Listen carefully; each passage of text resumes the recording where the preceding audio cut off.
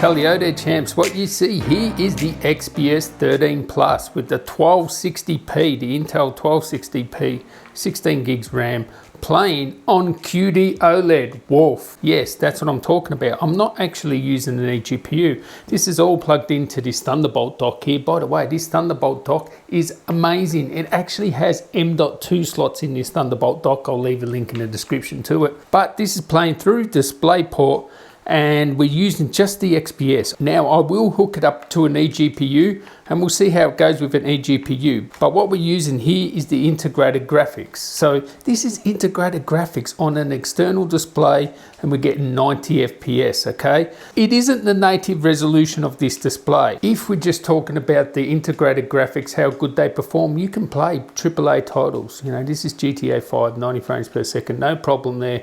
Other games like, you know, for example, you know, God of War or maybe Ghostwire or something more demanding, Red Dead, you will have to play at, you know, 720p low settings to get, you know, up around that 40 to 60 FPS.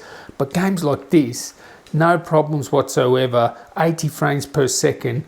And of course, this is going to an external monitor. So, you know, there may be a bit of a haircut there. Now, I will hook it up to an eGPU in a sec. But if I was going to say the one thing that makes me want this XPS 13 Plus over, say, a MacBook Air or MacBook Pro or whatever is this, the gaming, right? Oh, that motorbike, I've got to get that motorbike. Come on, come on, come on. See what that motorbike is? Yeah, it's the gaming. Being able to play AAA titles. I've got two rides here. Woof, that's what I'm talking about.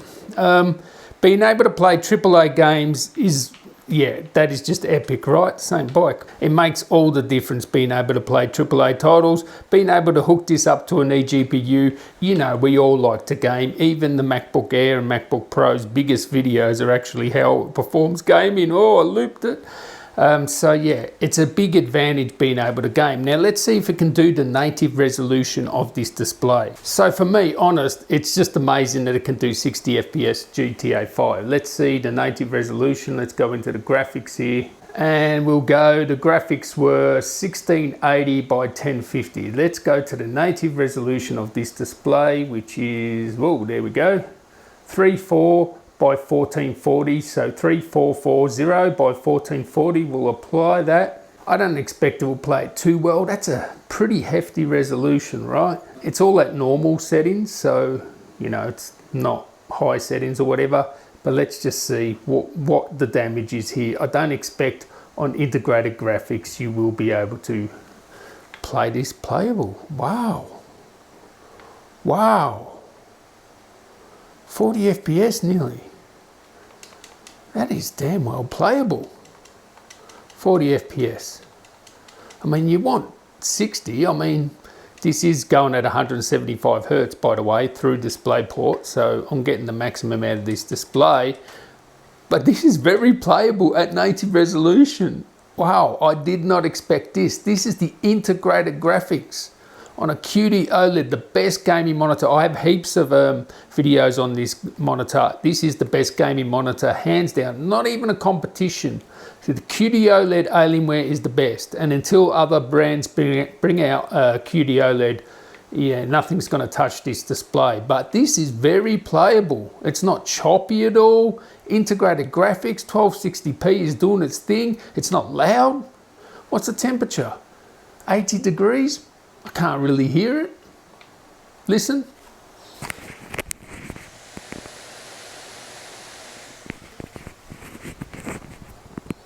I mean, I see 80 degrees up there, but yeah, I can hear the fan, but it's not loud. 40 FPS, native resolution. Wow. This is just amazing. So anyway, let's hook it up to an eGPU and we'll see if we can, you know, get the maximum out of this QD OLED display. This is the big deal over the Macs. Why you get this, the Thunderbolt, being able to go to eGPU and even being able to just play here straight away. You know, AAA title, no issues, no using crossover or any of this other rubbish. Yeah, it just changes your world when you can game on, you know, something like this little thing here. And just to prove to you that it is connected there, let's go like that. Oh, there you go. Righto, now we're using an eGPU. You can see they're connected to the right, and we're using a RTX 3080, just a 10 gigabyte standard RTX 3080, and we can see a bit of lag there. What's the lag happening there? Sometimes eGPUs, that sort of thing happens every now and then. But anyway, you can see there the same settings as we had with the integrated graphics that was getting 40 frames per second. We're getting 170, 80 frames per second. So, of course, you hook up a 3080 and you're going to be, party time with this. You can see there, I'll be able to put the settings right up. And by the way, of course, when you're on eGPU, you turn off the display on the laptop and you use, a display port out to this monitor here, which I'm doing now. Now, the first thing I noticed is when I connected this monitor is, yes, G-Sync Ultimate works, and actually it says 8-bit dithering.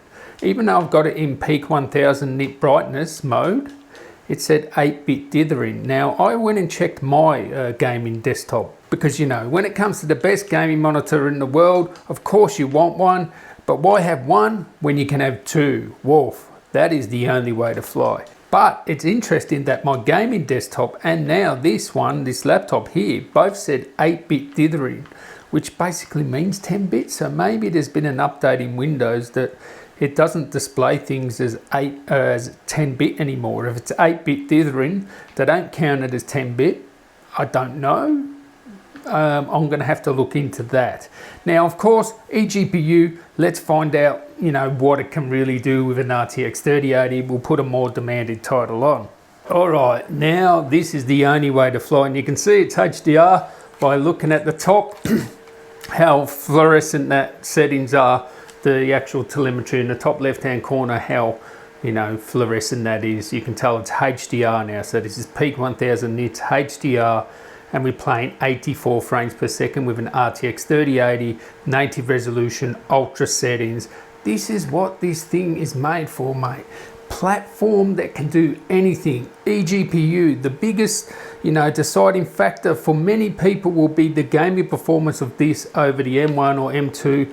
Let's swing this axe.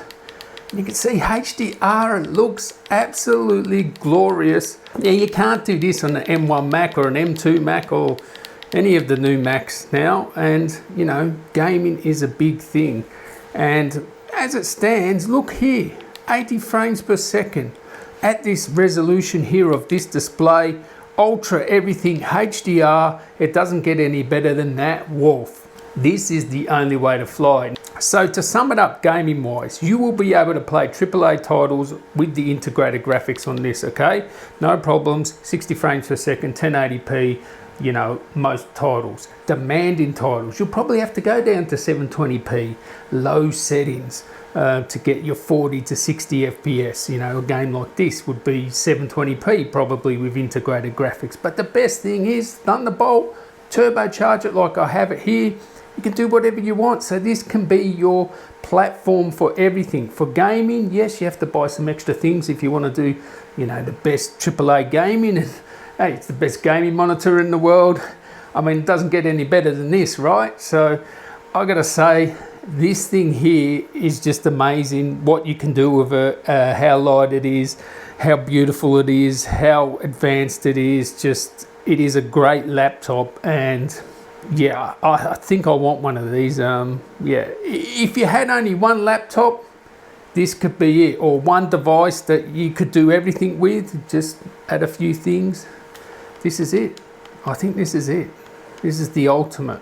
And the CPU, is it really a bottleneck here? Not really, as far as I can tell. It's not that much of a bottleneck. So anyway, catch you in the next one, guys. Tally ho.